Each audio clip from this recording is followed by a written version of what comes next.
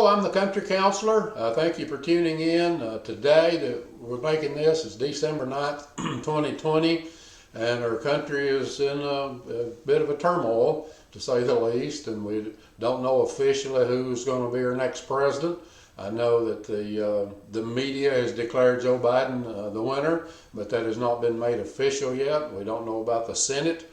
Now, I've gone on my previous two videos to kind of put my neck out there and say that, I believe President Trump is going to maintain. I believe when they get to the truth about all these, that we're going to see that he did win, but that is yet to come.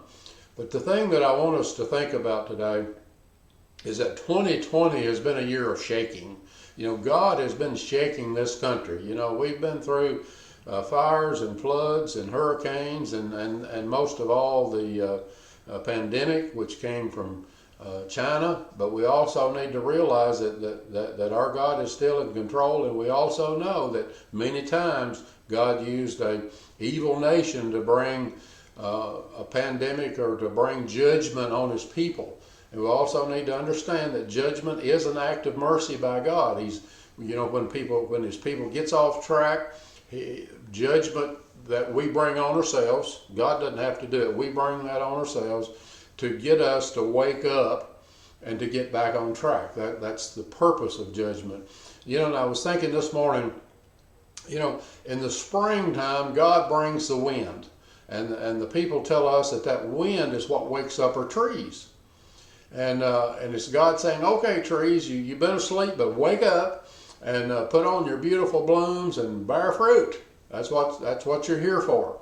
And that's the same with us. We're here to bear fruit. And while we've got all kinds of peach and apple and all kinds of fruit trees, we have different gifts within the Christian body, and we're to use those gifts. And unfortunately, see, we have turned our government over to the ungodly to run our government.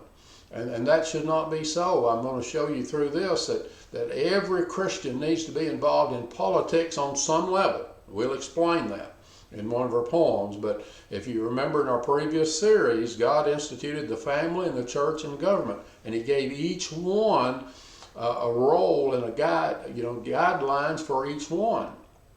Guidelines for the family, for the church, and for the government. And see, God's principles was to direct all three of these. Okay? Now, obviously, we don't want the church running the government, but we want the principles of the church and the principles of God directing government in the way that it goes. And we've got to get back to our roles and do those as God laid them out. And in this series, as usual, we've got 7 poems, but we're going to talk about. I've got a message to Republicans, to Democrats, to people in general, and to the media, and to God's people. So the first one that we're going to look at, which kind of picks up from our last series, the cost of not following what God planned. And this one is entitled Ultimate Cost.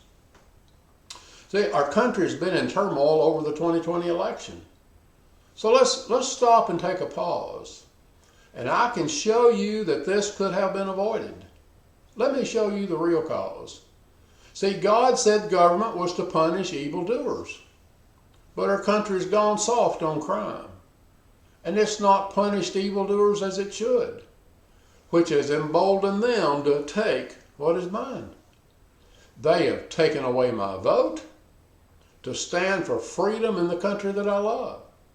And evil wants to control me and my house and stop me from worshiping my God above. See, they want my guns, my money, and my freedom. And they promote hate and then blame us for the divide. But they have awakened a sleeping giant. And this fight they started will not subside. Yes, we are angry over our apathy, but it motivated us to join the fight. Some by prayer and others with swords. And we can sense victory in sight. We have God on our side and he loves justice. So let's worship him and get back to his ways. And when we do, he will bless us again. But this battle will last many days. But all all this turmoil could have been avoided had we only listened to God's word and punished evildoers as God told us and made the Bible's instructions most preferred. Okay? Next, we're going to look at the sleeping giant.